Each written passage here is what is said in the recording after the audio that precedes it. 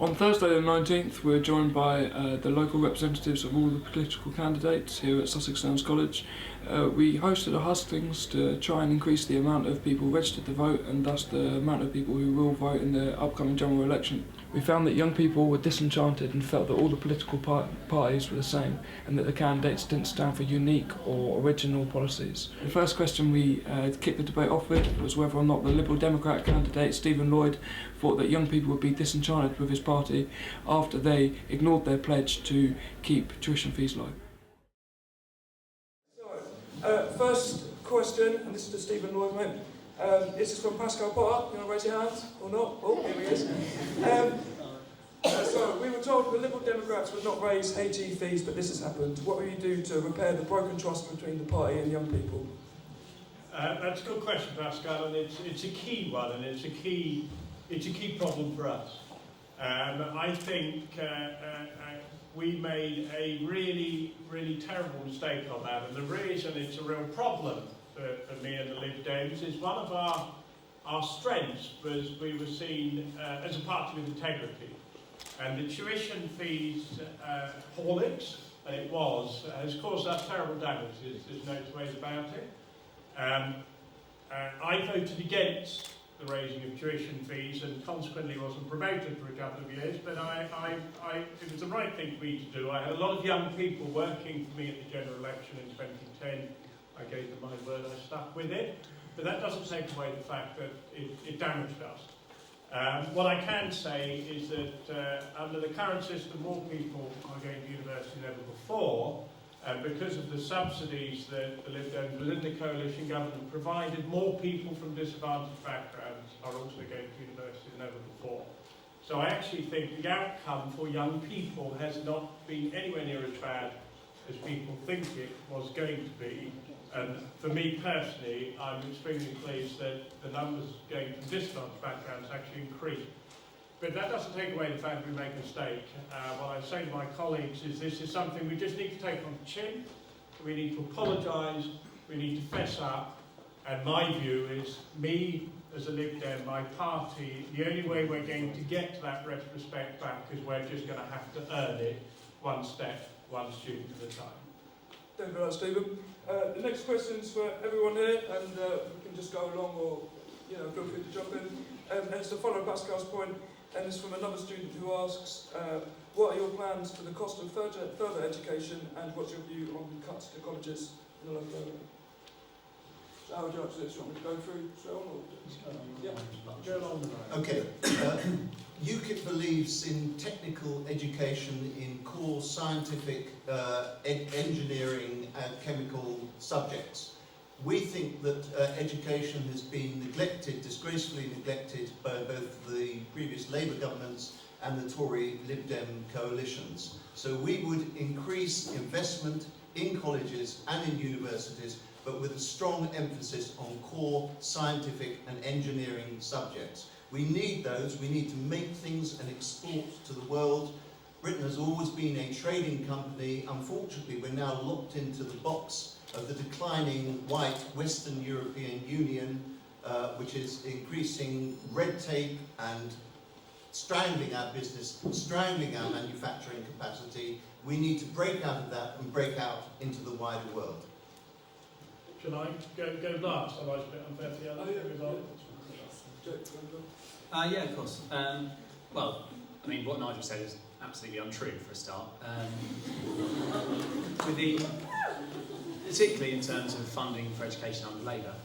I'm sure there are lecturers here that worked in Sussex Downs College for a number of years during the Labour government, and they'll be able to tell you that funding for education massively increased under Labour, consistently throughout our time in office.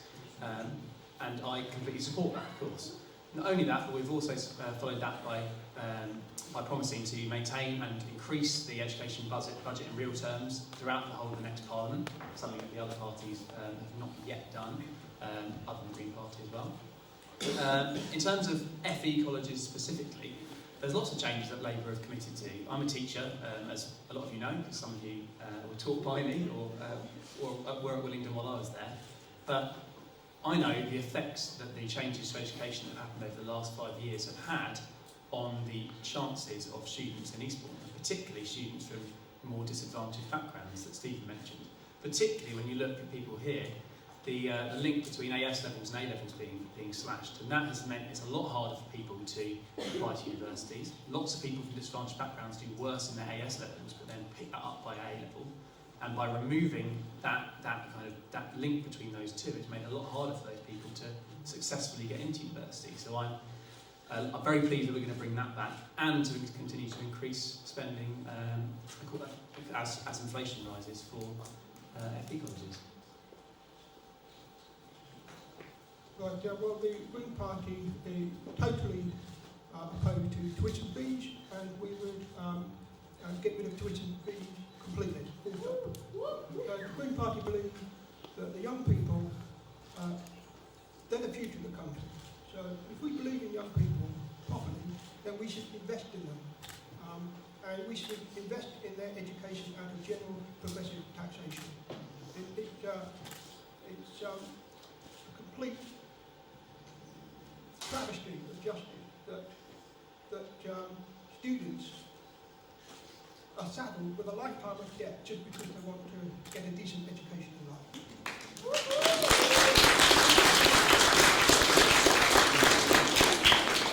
The student loan system doesn't work anyway. It's not even saving the government any anyway. So the whole thing's a complete waste of time.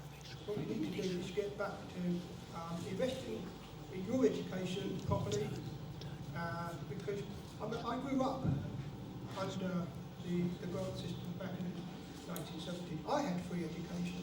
So why is my generation of politicians denying you free education? And also, we need to, I would take issue with the UKIP's claim about concentrating on technical education. We need to concentrate on funding all forms of education properly, because learning should be valued for its own sake, whatever discipline you study. So basically, we should get this obsession with privatisation out of the market, out of the education system. One technical point, it's silly that sixth form colleges can't reclaim that. And the Green Party strongly recommend that sixth form colleges can reclaim that. Can anyone else just hear a helicopter go overhead? Okay, it's not just me. Or defence cuts might come up later. The first thing, can we just address this idea of free education? Nothing is free. So the debate is, should it be those students who are going on to university who buy into their qualification and make that investment in their personal future, or should it be everybody who pays for university education, regardless of whether or not you go to university? And I know that there has been the argument around, we're all equal, we've got this huge aspiration for everybody to move on to university. This isn't the right and the only and the best way forward. There are so very many good ways that people can now build their future and secure that future. University isn't always it. And should those people who are stepping out into their new businesses, should those people in apprenticeships, should they be sharing in the cost of university education?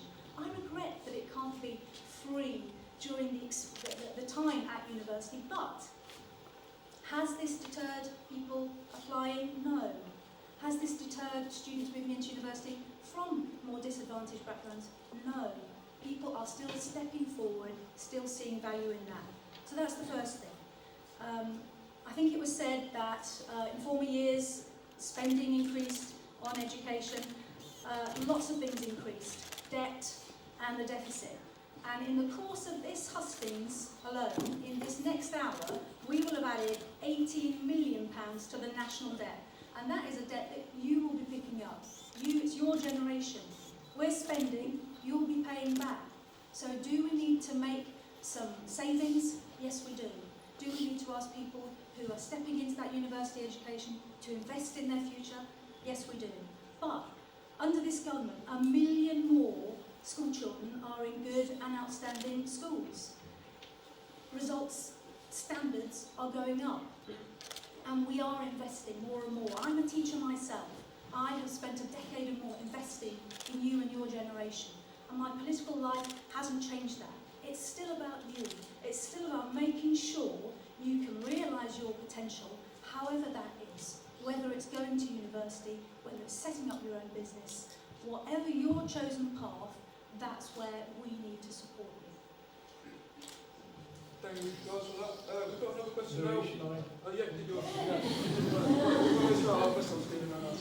There's two issues here. There's actually, when you talk about education, you're talking about DFE, you're talking about Department of Education, you're talking about FE colleges. From an FE college perspective, one of the challenges, Jake, is Ed Balls, when he was Secretary of State, split off FE from the education budget. The problem with that is ever since the education budget's been protected, the FE budget's been squeezed really badly, and that I find appalling, and I'm extremely frustrated about that. In Parliament, I'm the chairman of the all-party parliamentary group on FE and lifelong learning, and so FEs have found it very, very difficult. I lobby very much against that. I think that's something that whoever wins the next election, I do hope that they will ensure that some of the education budget comes into FE, because FE, I think, performs an incredibly important role, not just here at Eastbourne and Sussex Downs, but around the country, around apprenticeships, around jobs, around adult learning, as well as younger people straight to school. So I would like to see more money going into FE. The other thing that's important is getting the right, when you have a giant recession and there's only so much money, government has to make difficult decisions. It just does. And anyone who pretends it can't and won't make difficult decisions, I don't think is being responsible. But one of the things that we did do within the coalition, and it was a passion of mine, it was on the front page of our manifesto, was something called the Pupil Premium. And what that was is that we put as much money as possible into the most disadvantaged children at their youngest. I visited Shinewater last week, fantastic, the primary school. I've knocked on every door in Shinewater. This year, they've got about 800 grand on pupil premium, money specifically to be spent on children free school meals, very, very young. And what that means is that if you catch them young, if you really start giving them opportunities, transforming their aspirations, then as they go through the whole system, their life opportunities transform. And so what I mean by that is, if it was easy and we can take decisions that upset nobody, we would do it.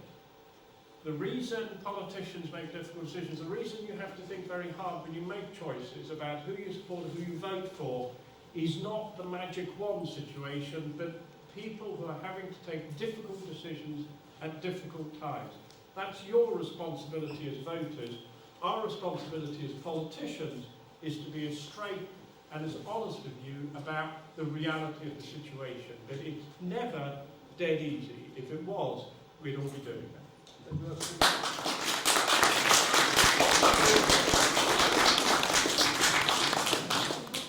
Alright, so I know a lot of you now have got a lot of questions you want to ask the candidates. What I have here is a few questions we could have asked, but we've run out of time. So what I'm going to do is schedule these in if there's a break in proceedings where there's not many questions floating about.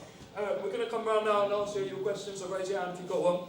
And try and make it something new, not something that's been repeated, and we'll ask you guys when we find them. So, hands if you've got a question. And I'll come round, and if me coming round doesn't work very well, we'll get someone else to do it. If I could just flag with everyone, I'm hard of hearing, so please use as much voice as possible when you ask the question. Yes, stand up. So regarding something Louis brought up in the introduction about young people not being willing to vote, a particular amount of apathy amongst young people, surely the parties, I don't know about your local view on this, but nationally there's a lot of emphasis on the elderly demographic, things like annuities and the new pension bonds introduced by George Osborne. I think the key to this next general election will be the young demographic in terms of deciding the outcome. Should there not be more of an emphasis on mobilising this young demographic by directing policies towards young people such as ourselves, rather than continuation of policies towards elderly people that we see constantly regulated?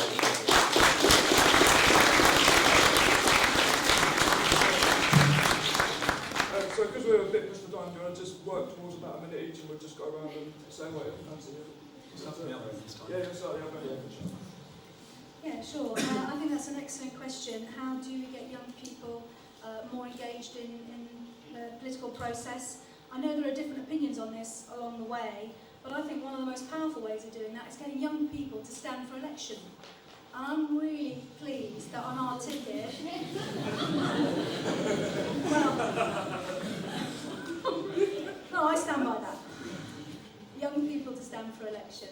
And we have, in our Conservative team, for the local elections, we have 5 candidates in their 20s. And I think that's a really positive way of engaging with young people, because it's got to be all about understanding the challenges, understanding the concerns, meeting the needs, being able to talk and relate, and having people who do properly represent you. And so I'm really, really pleased to see that. So definitely need to get young politicians on the ticket.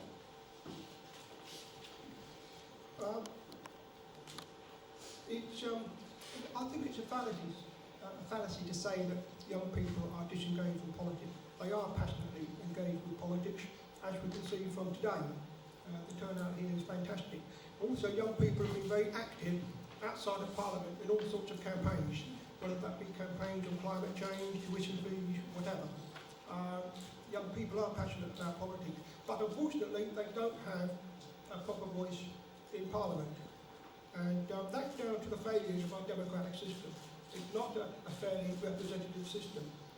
We need to get more democracy back into our country. And actually, the Green Party had the idea of a People's Constitutional Convention. We need to have a long, hard look at our Constitution, at the way we're governed. And the People's Constitutional Convention would be a way of bringing such constitutional talks out into the country, into every town hall, community centre throughout the country, and young people themselves having a direct say alongside their politicians in designing a new constitution fit for the 21st century. I believe that until we get that, we're not going to get true adequate representation of young people in this country. And the Green Party is passionately committed to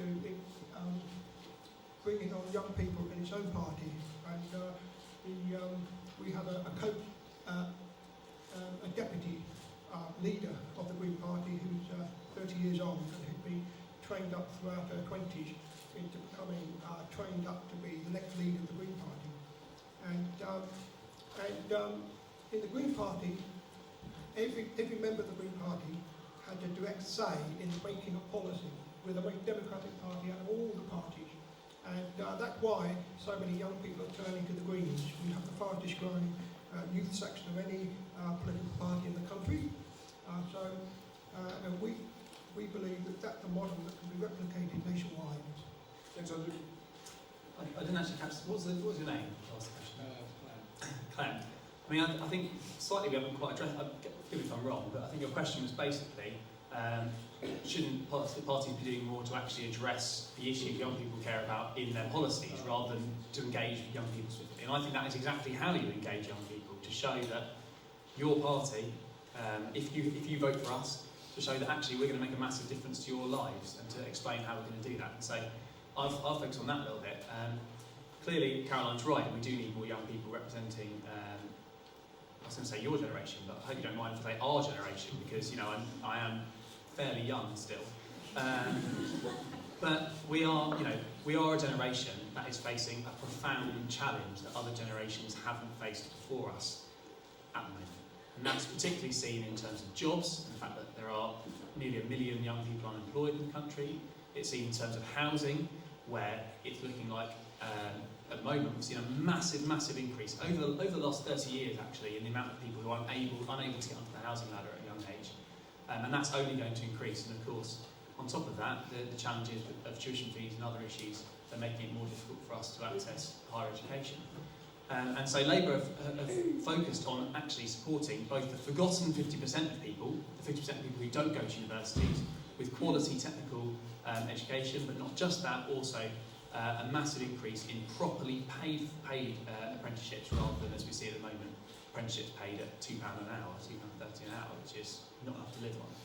The assumption that's been made with this government is that young people can always just look, the parents will look after them. Okay, their parents look after them. So we'll cut housing benefit for young people because parents will look after them. We'll have a lower minimum wage for young people because their parents can look after them. But the reality is, for many of us, and I'm sure many of you, we have exactly the same responsibilities, exactly the same bills, exactly the same commitments as anyone older than that age. And so government needs to be acting to ensure we're treated fairly. Some of the things that we're going to do specifically to do that, obviously, are cutting tuition fees, which was announced previously. I'm in favour of abolition, but it's a step towards that at least. Massive changes to make renting and housing and buying houses fairer. So to build 200,000 homes a year by 2020, but also to give tenants, this which will help you when you're at university as well, you guys, to scrap the letting fees that letting agents, ridiculous letting fees that letting agents charge, but basically it's just a tax on young people trying to get homes. And then of course one of my personal pleasures locally is to try and end youth unemployment completely in Eastbourne by the end of the next parliament. And Labour will go about doing that, if there's a Labour government, by introducing a guaranteed job for young people, anyone who's long-term unemployed as a young person, increasing the number of apprenticeships, and of course raising the minimum wage to £8 an hour and effectively a living wage that you can afford to actually live on.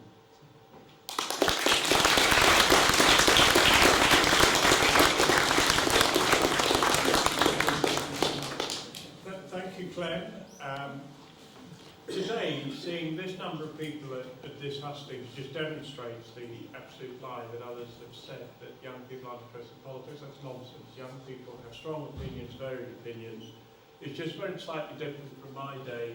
A lot of them aren't quite so interested in political parties. They may be more interested in issues, be it green issues, environment, Greenpeace. I mean, I've been a member of Greenpeace over 30 years. So things have changed, but the passion and the commitment of young people hasn't. One of the things that has changed, and some of you who have heard me before know it's a particular issue with me, is voting. Clem made a very strong point, and that is that political parties recognise that the older generation, particularly eventually, vote, and so their policies tend to reflect that. That's a personal, profound frustration of mine, which is why I'm always trying to nag young people, whoever they vote for, to get off their bottoms and vote and tell all their friends to vote. Because in a democracy, if you don't turn up, you get ignored.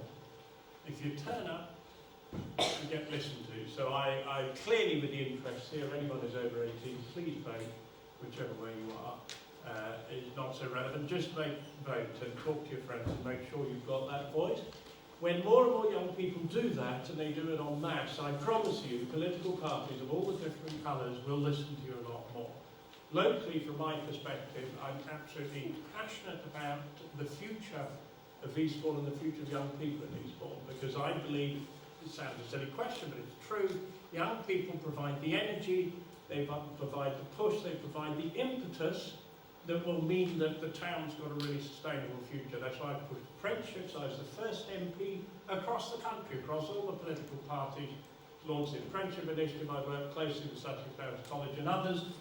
We see the results. Your parents will have seen the results. Over 3,500 apprenticeships, but more to the point, the sense of energy in the town. So it is not possible for me to be more, thank you, Luke, for me to be more pro-young people than I am. But what I would say to you, as individuals within your families, vote, tell your friends to vote, keep applying the pressure, and politicians will listen to you more.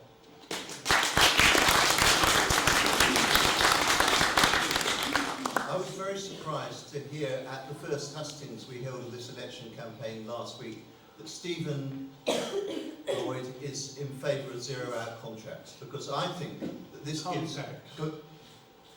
I think that... I didn't interrupt you, Stephen. Zero-hour contracts are a green light for unscrupulous employers to keep wages banked down and to exploit young people. Instead of that, we would offer an apprenticeship qualification in addition to the 4 core GCSE subjects. So we are strongly in favour of apprenticeships. If young people were trained up in trades as they always used to be, instead of only finding themselves on the unemployment scrap heap or stacking shelves in Sainsbury's or Tesco's, then we wouldn't need to import Polish plumbers. Not that I have anything against Polish plumbers. I've used Polish plumbers myself. But the point is, we need jobs for you. We need jobs for our young people.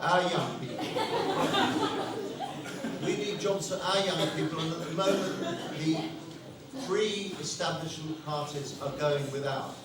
I think one of the reasons that young people are disillusioned with politics, though obviously this doesn't apply to the audience here, and I think we should be very heartened here in Eastbourne that we have engaged young people, is that they're sick and tired of the rotten and corrupt establishment parties in government.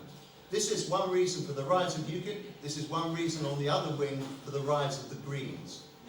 Jake is a young person, as he says, but if he was elected to Parliament, he would join the army of cannon fodder who would just obey the whips and vote the way their parties told them to. We believe in independence, in independent thought, and we would not have that whip system in Parliament. One of our youngest members who is going to almost certainly win a seat for UKIP in Skegness is 22 years old. So we too are bringing on young people in our party. We're just as committed to young people as in all the other parties. Thank you. Right then, next could we get questions for one individual candidate, and we'll get a candidate to answer each of your questions if that made any sense to you.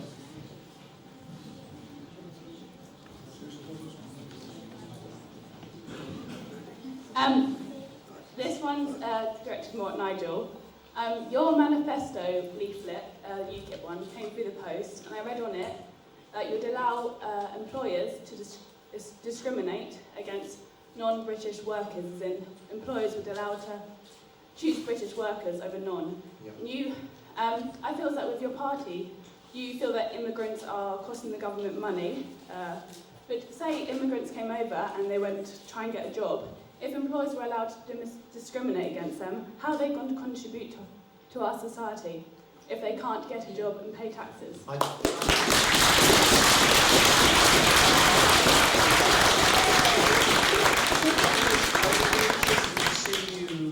To see the actual. Have you got the leaflet with you? No. Ah. Well, I think I suggest maybe you're putting a spin on it. We are not in. Yeah,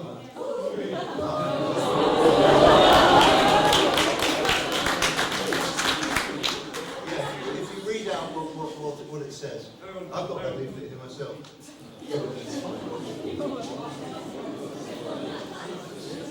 It says here, under employment and small businesses, yeah, businesses should be able to discriminate in favour of young British workers.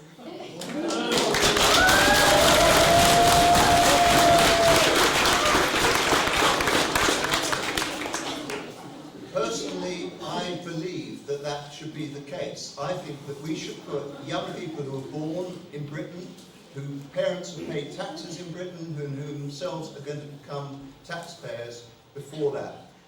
Let us adopt the Australian system at points that we would welcome into this country people who can have skills that we don't have in our own country because of the deficiencies partly of our education system.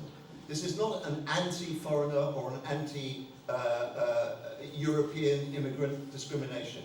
I personally, I have a half Austrian son living in Vienna. I have a half French daughter working as a vet. I know what I'm talking about. I've lived and worked in Europe for 7 years. I was an immigrant myself in a European country. But there is nothing wrong with putting our young people, the young people who are in this room, wherever they come from, first. Gordon Brown, who was a Labour Prime Minister, said, British jobs for British workers. Not Nigel Farage said that. Gordon Brown said, British jobs for British workers. Personally, I see nothing wrong with that whatsoever.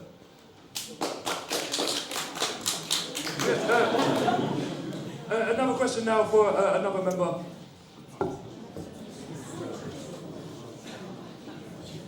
This one's to Caroline. As a performing arts student, I'd like to know what you think about cutting performing arts fees, because there's many people in this theatre who are performing arts students, and we use the performing arts to gain confidence and to express ourselves. But how can we do that if you're going to cut it? I just don't get what your opinion is with this, and you need to let us know for performing arts students what you're going to do, because we really rely on this, and if you're going to cut it, how are we going to have the confidence and express ourselves?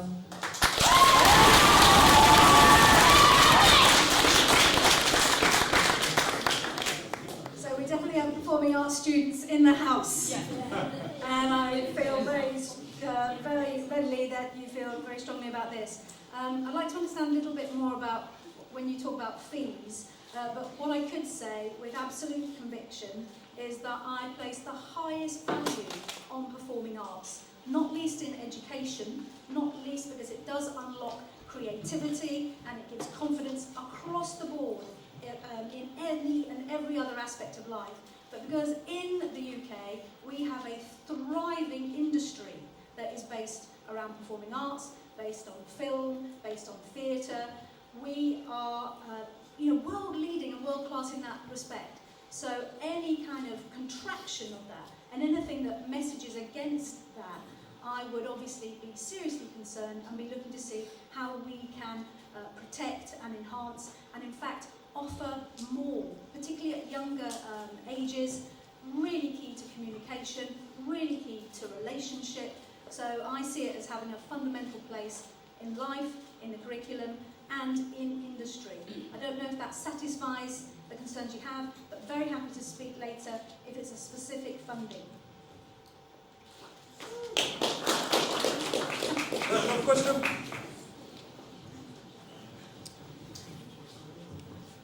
This is a question for Andrew. Having listened to one of your policies earlier about cutting or at least making education free in terms of further education, do you not think this policy, along with many of your policies, is unrealistic in the grand scheme of things? There's only X amount of money in the pot, and there are Y amount of things that need money going to them. Therefore, you're essentially robbing from people to pay book. Money that is spent in education will have to be taken from somewhere else.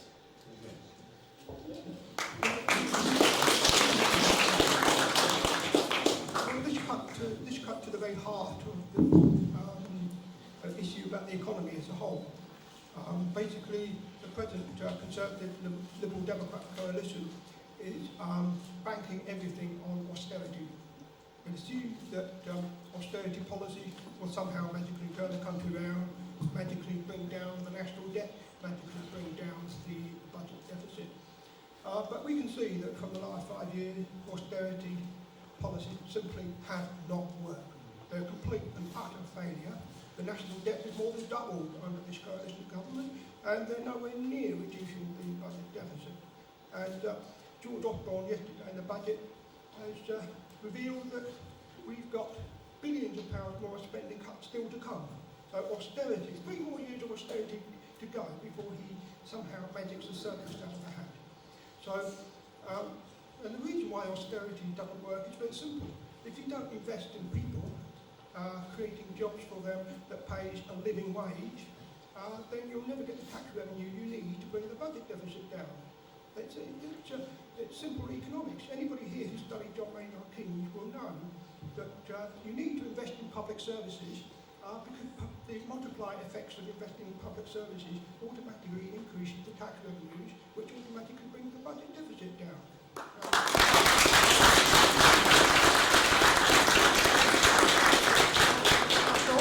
We can afford to increase funding for education if we follow the right economic policies. Thanks, Oliver. Another question for Jake or Stephen?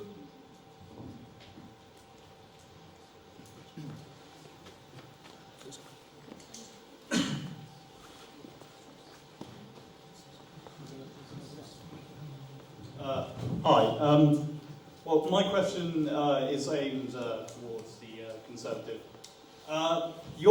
David Cameron said that he wanted to ban all encryption on the internet, and personally, I think this is stupid. Well, it is stupid. It's stupid. Encryption is what enables us to send vast amounts of data to everybody else and to stop us from being attacked by nasty people. Now, I feel that your party has They branded all of us who use the internet, who use these things, who use encryption, as terrorists. We're being constantly spied on by GCHQ and the NSA.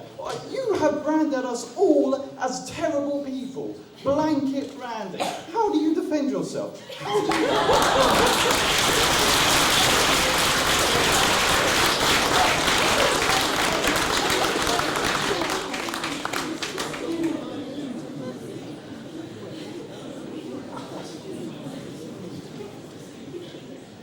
Well, clearly you feel very passionately about this. All I would say is that we are treading a really measured and considered line between what is in the national safety, security. There are real and present dangers in the world. There is massive instability, and we don't know half of what is happening and what could potentially happen to us, even in the streets of Eastbourne. I know these things seem more dim and distant and on foreign shores, but we are dealing with serious and sustained national threat. So it's only right and proper. The first responsibility of any government, whatever the political persuasion, is the defence of the nation and the security of its people. If that means that there needs to be some trade-off between personal freedoms, then in the greater good, with regret, those steps need to be taken. I don't think you look like a terrorist. I'm not a terrorist, and I operate quite freely online too. But really important safeguards, really important to keep people safe, but of course, in all ways, looking to ensure as much as possible that people can enjoy personal freedom.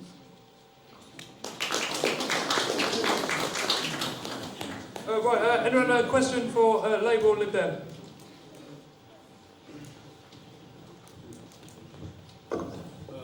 It's slightly more not about education, but do you think military intervention in the Middle East is the key to peace? Do I think military intervention in the Middle East is key to peace? Should I answer? Shall I go first? Yeah. No.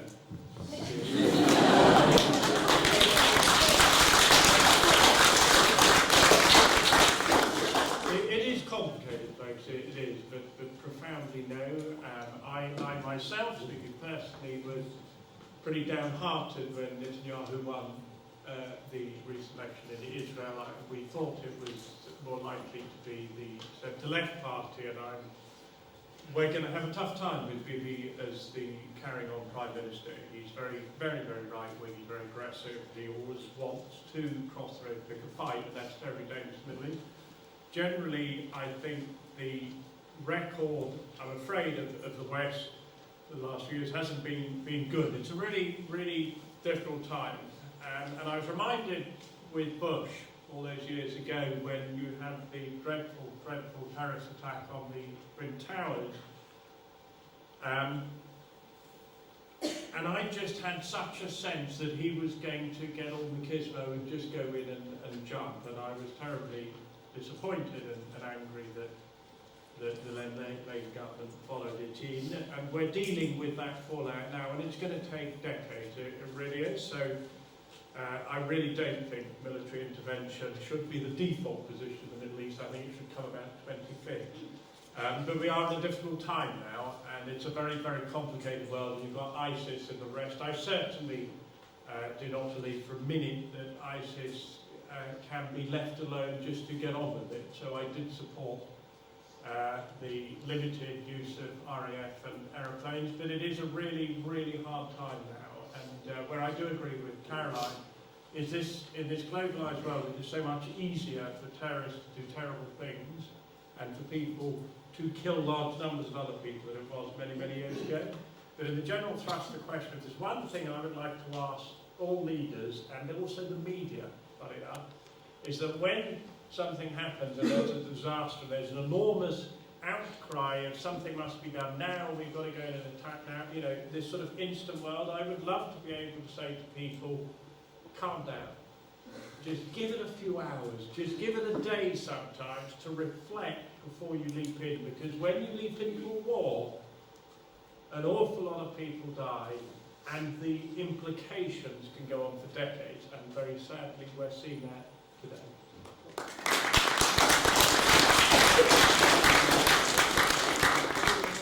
I'd like to answer that question because of the parties represented here. UKIP is one that does not have blood on its hands. It was a Labour government which invaded Iraq, helping to cause the deaths of hundreds of thousands. It was the Conservative Liberal Democratic coalition who've intervened in Libya with armed force, causing yet another failed state, yet another bloodbath on our shores, as we saw in Tunisia only yesterday. And it was a Liberal Democrat Conservative coalition who only just failed by 13 votes. And on this occasion, the Labour Party played an honourable part in refusing it to get us involved in the worst bloodbath of all in Syria. UKIP has always been against these adventures in the Middle East. It's partly, of course, because of our dependence on oil, whereas we're in favour of a broad-based energy, including, I must say, in Sussex, including the natural gas supplies underneath, as well as nuclears. We need to get away from our addiction to oil, which is one of the major reasons behind our ill-judged, bloody interventions in the Middle East, and we're seeing the result of that now.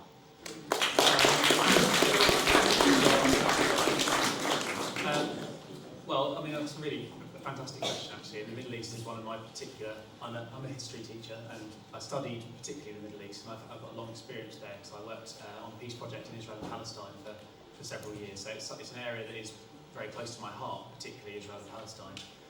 And clearly, the military interventions that have taken place over the last few years have not had the effect that clearly some people want them to have.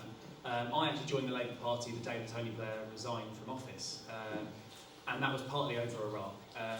I oppose the Iraq War, and I don't support. I think it was a mistake, and it's been proven to be that. However, I should emphasise that I'm very proud of a lot of things Labour did while they were in government, including under Tony Blair. But in terms of the Middle East, I do actually feel, partly agreeing with Stephen, that some degree of action against ISIS is clearly necessary, because they have proven to be an absolutely morally reprehensible organisation, a mob, essentially, I shouldn't say organisation. And clearly, one thing Britain shouldn't be doing is divorcing itself from the world stage and losing its status as a world leader, putting pressure on those people who make decisions internationally. One of the things I've been concerned with, and I raised at the last Hustings about this government, is that our increasing attempts David Cameron's increasing attempts to pull us away from Europe and kowtow to UKIP's views have actually led to us being massively isolated internationally, and have meant that we haven't got the ability to have a serious role in pressuring foreign governments to take action when we need them to. So I don't think we should be sitting still and allowing moral atrocities to take place, as has happened in the recent historical past, including in Europe, in Bosnia and further back, obviously, in the Holocaust. We can't allow that sort of thing to happen, simply to say, well, they're all foreign, it's not our business. So I believe passionately that we should be taking a leadership role internationally, and that may involve a degree of military intervention. What I don't believe, and I think Emma Van, as Nigel said, took a heroic stance in preventing us from throwing ourselves and our soldiers into an unwinnable situation in Syria, and I absolutely support that decision.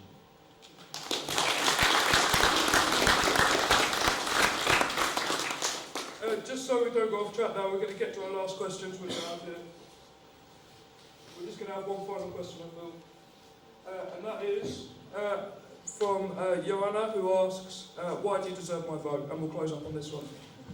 Do you want to go from Caroline, do you want to start? Yeah, thank you. I've worked real hard for it. First bat, I'm a local candidate. 4 generations of my family live in the town, so I feel that I have a stake in each one of those generations, including yours.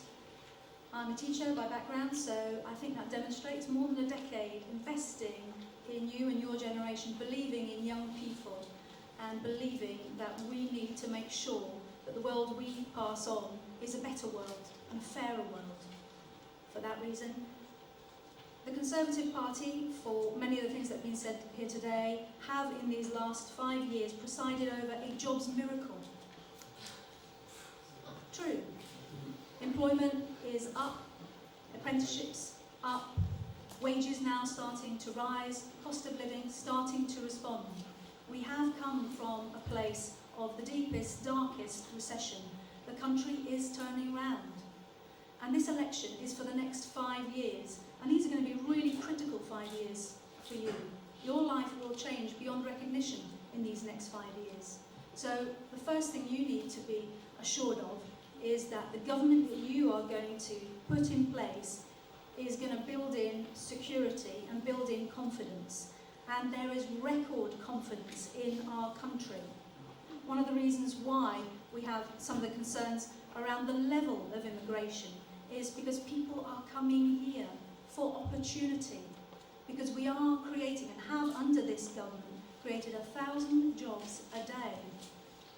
You don't need to take my word for this, it's all in record, and by third-party commentators. Look at what other people are saying. So what I would say to you is that I am passionate about this town, I am passionate about this next generation. Good things have happened under this government, and good things will continue with that same team leading the country.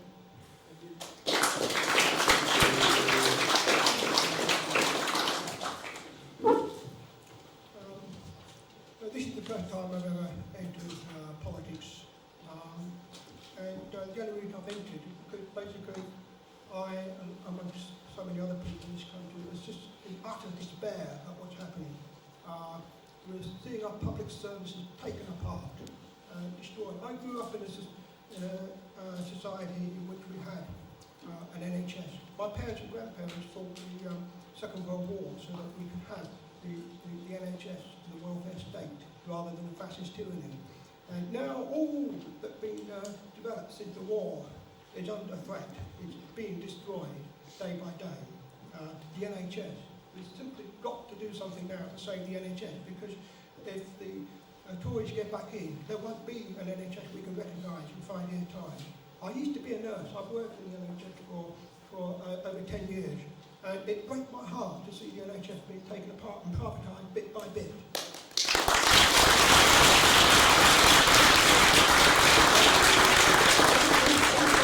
Also, we've simply got to get rid of the insanity of austerity economics, which has succeeded only in condemning the poor, the sick and the disabled and the vulnerable to cut after cut, causing them immeasurable suffering and distress.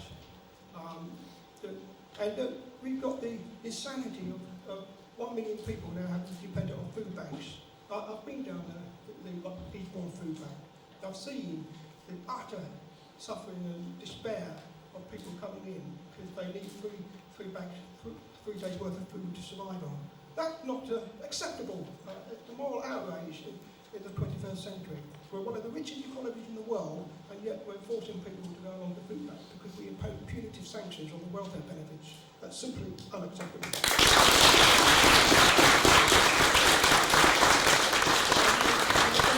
The biggest challenge of all is climate change. It's simply all of us are in this together, and we're simply, your future is under threat because politicians, our generation of politicians, are not doing enough to deal with the threat of climate change. If you want to have any kind of future in which you can flourish, you've simply got to do more to deal with the threat of climate change.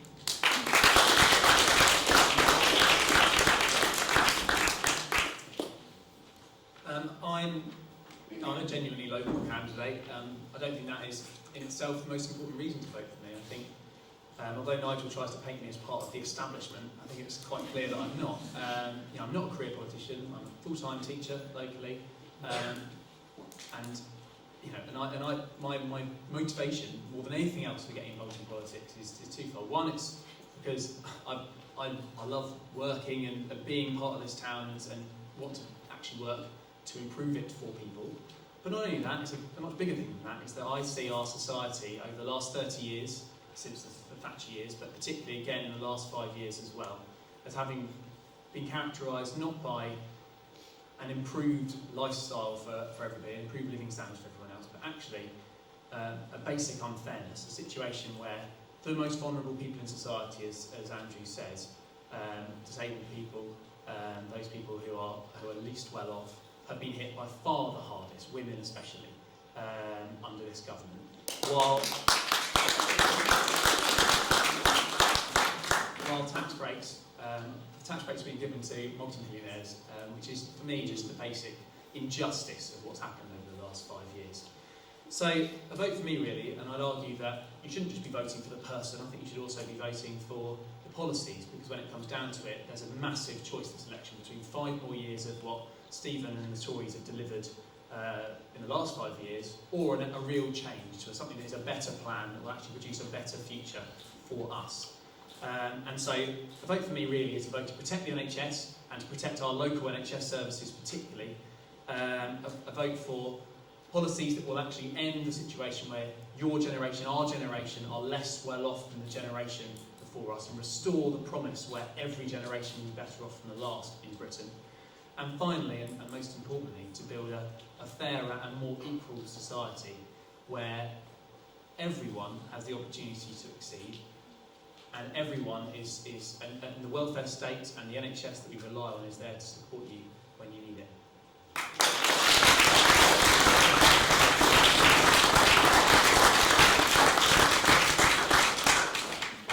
Well, I actually come from Africa. I do. I was born and brought up in Mombasa. My old man was East Grinstead. My mother's Irish. She went out as a nurse. They went out to East Africa, so I grew up out there. I moved to Eastbourne March 2002, when I was selected as a candidate. Well, I asked you to vote for me, so I worked like hell for you. Worked like hell for the town every single day, every single week, every single month, before I was elected, and since I was elected, I worked like hell for this town. And nothing will ever stop that, as long as I'm your MP. And for young people, and for apprenticeships, and for Sussex Downs, all the challenges in this dreadfully complicated, grown-up world where we have this huge debt, I'm the one trying to push Eastbourne, to lead Eastbourne, to cajole Eastbourne, to make sure that Eastbourne does not slip back into taking it easy. Because I tell you what, you young people, you have so much more of a challenge than I had when I was your age. You're not, very few are going to have one job, you're going to have 12 jobs. And you're going to deal in a complicated, globalised world that is so complicated, and I feel for you.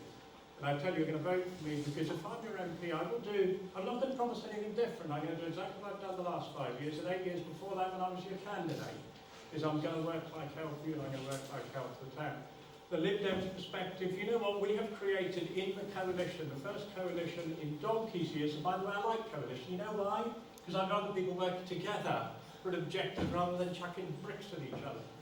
We've done almost 2 million new jobs. We've recruited more new jobs in the last 5 years in the teeth of the most biggest recession than the whole of Europe put together. Yorkshire in the last 12 months, in the last year, got more jobs than the whole of France. The Lib Dems on green matters. You know, in 2010, the UK was 24th out of 26 on countries of renewable energy. Under Lib Dem leadership, we're now 6th. You will not see that in the paper, because the right-wing papers are trying to kill us, because they want a bonkers right-wing Conservative Party, and the Guardian and Mirror are trying to kill us because they want to go back to Labour. Folks, vote for me. It's the sensible thing to do.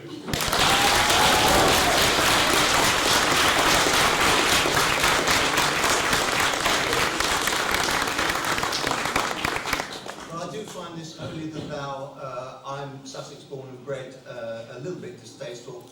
I am Sussex born and bred. I'm a historian and journalist all my life. I was compelled to go into politics. I have to say I've spent a lot more money. In fact, I haven't earned or been given a penny out of my own pocket, because I am a Democrat. I'm a historian, and I believe that our country is in greater danger now than it's ever been since the 2 world wars. We're in danger of being swallowed by an undemocratic organisation in the European Union that is going to cause wars in Europe. It caused a war in Bosnia and Kosovo. It is currently engaged in an increasing war in Ukraine because of its interference there. In a sense, it's irrelevant who you elect to Westminster on May the 7th, because the Westminster Parliament is increasingly becoming like a small council chamber, a small council chamber of an unelected new Roman Empire, governed by Brussels, by people who no one has voted for, who no one can throw out. It's that dictatorship, and it's significant that of the 28 countries in the European Union, all but Sweden, Britain and Ireland have been within living memory dictatorships, either Nazi, fascist, communist or military dictatorships, and in the case of Greece and Poland, all four, and only Britain has, and Ireland and Sweden have been unsullied democracies. I believe that my party, that UKIP, represents a new peasants' revolt in the tradition of the Levellers, the Chartists and the Suffragettes. We reject the rotten establishment that has so sickened young people that they rightly protest against it. Of course, the Greens are equally a movement in revolt, but unlike the Greens, we are grounded in reality. We have not discovered the money tree. No one has discovered the money tree. Labour as well, they're promising you the earth. Where is the money going to come from? It can only come from us, from taxation, and that will kill enterprise, that will kill jobs. Andrew's talked about governments creating jobs. Governments don't create jobs, people create jobs. Internet and enterprises, airlines, all companies that have arisen in the last 20 years were not created by governments. They grew in an atmosphere created by individuals. UKIP represents freedom, UKIP represents democracy, UKIP represents getting out of the narrow fortress of Europe into a wider world, and if you want someone different from the old lib, lab, con establishment, I urge you to vote for me, because we came first in Eastbourne in the European elections. I hate to say this to my Labour and Green colleagues, but there is absolutely no chance. It's going to be a cold day in hell before Eastbourne elects a Labour or a Green MP. The only alternative to the Conservative Lib Dem coalition in this town, and you might not like me saying so, but it's the reality, is UKIP, and I urge you to vote for me. Thank you. Unless you all vote for us, obviously. Right, then. Well, that's a lot. Thank you all for coming, and a big shout out to all of you. Thank you for coming, and all our candidates.